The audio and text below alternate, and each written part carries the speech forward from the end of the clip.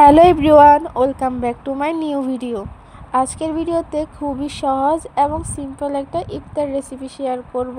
10-12 পদের ইফতার না বানিয়ে এরকম এক পদের একটা ইফতার বানালেই যথেষ্ট। ইফতারিতে আপনারা পুরো পেট ভরে খেতে পারবেন। তো চলুন রেসিপিতে চলে যাই। এর জন্য আমার লাগবে পোলাও চাল। আমি এখানে 2 কাপ পরিমাণ পোলাও চাল নিয়ে নিচ্ছি। আপনারা আপনাদের পরিমাণ মতো বাড়িয়ে অথবা কমিয়ে নিতে পারেন। এরপর এখানে আমি দিয়ে দিব মসুরের ডাল। এখানে আমি হাফ কাপ পরিমাণ মসুরের ডাল দিয়ে দিচ্ছি। এখন চুলায় একটা কড়াই বসিয়ে দিব আর কড়াইতে দিয়ে দিচ্ছি তেল। এখানে আমি হাফ কাপ পরিমাণ তেল দিয়ে দিচ্ছি। চাইলে তেলের সাথে ঘিও অ্যাড করতে পারেন।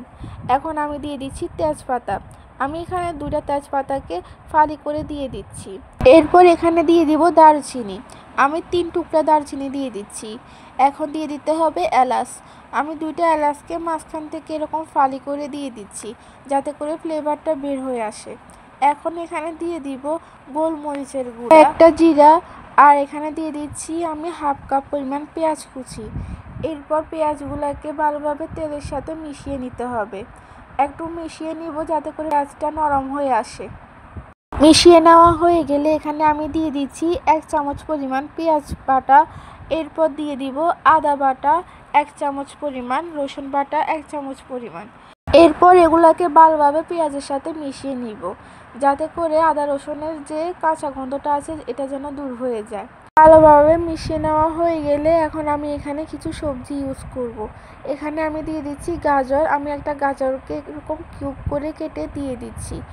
এরপর এখানে দিয়ে দিব কিছু আলু। আমি 2-3টাকে এরকম কিউব করে কেটে ধুয়ে দিয়ে দিচ্ছি। আপনারা আপনাদের মতো করে সবজি, যে কোনো সবজি ইউজ করতে পারেন। এখন এগুলাকে হালকা একটু নেড়ে ছেড়ে ভেজে নেব। হালকা ভেজে নেওয়া হয়ে গেলে এখানে আমি দিয়ে দিচ্ছি আমি ব্রয়লার মুরগির বুকের অংশটা এখানে কিউব করে কেটে দিয়ে দিচ্ছি। আপনারা চাইলে হাড্ডি সহকারেও দিতে পারেন। এরপর আবারও সবগুলাকে একটু ভালোভাবে নেড়ে ছেড়ে তেলের সাথে ভেজে নেব। ভালোভাবে ভেজে নেওয়া হয়ে গেলে এখন এখানে আমি দিয়ে দিচ্ছি মটরশুঁটি। আমি এখানে 1/3 কাপ মটরশুঁটি দিয়ে দিচ্ছি।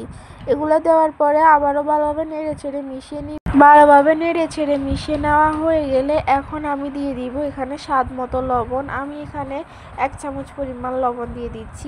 এরপর দিয়ে দিচ্ছি হাফ চামচ পরিমাণ মরিচের গুঁড়া, হাফ চামচ পরিমাণ হলুদের গুঁড়া, হাফ চামচ পরিমাণ ধনিয়ার গুঁড়া আর হাফ চা চামচ পরিমাণ জিরার গুঁড়া। এরপর দিয়ে দিব গরম মশলা 1 চামচ পরিমাণ। এখন সবগুলোকে একসাথে ভালোভাবে নেড়ে ছেড়ে মিশিয়ে নিব। একদম ভালোভাবে নেড়ে ছেড়ে এগুলোকে মিশিয়ে নিতে হবে। মিশিয়ে নেওয়া হয়ে গেলে আগে থেকে ধুয়ে পরিষ্কার করে রাখা পোলাও চাল আর মসুরের ডাল দিয়ে দিচ্ছি। এগুলাকে আগে থেকে অবশ্যই পানি দিয়ে ধুয়ে পানিটা ঝরিয়ে নিতে হবে। এরপর সবগুলাকে আবারও ভালোভাবে নেড়ে ছেড়ে মিশিয়ে নিব। এগুলাকে এমনভাবে ভাজতে হবে যাতে করে পোলাও চালের যে সুগন্ধিটা আছে এগুলো বের হয়ে আসে। আমি একদম ভালোভাবে নেড়ে ছেড়ে মিশিয়ে নিচ্ছি 5 মিনিটের মতো। 5 মিনিট ভালোভাবে নেড়ে ছেড়ে মিশিয়ে নেওয়া হয়ে গেলে এখন আমি এখানে দিচ্ছি কাঁচামরিচ। এখানে আমি 3টা কাঁচামরিচকে এরকম মাঝখান থেকে ফালি করে দিয়ে দিচ্ছি। এরপর একটা টমেটোকে এরকম মাঝখান থেকে কিউব করে কেটে দিয়ে দিচ্ছি।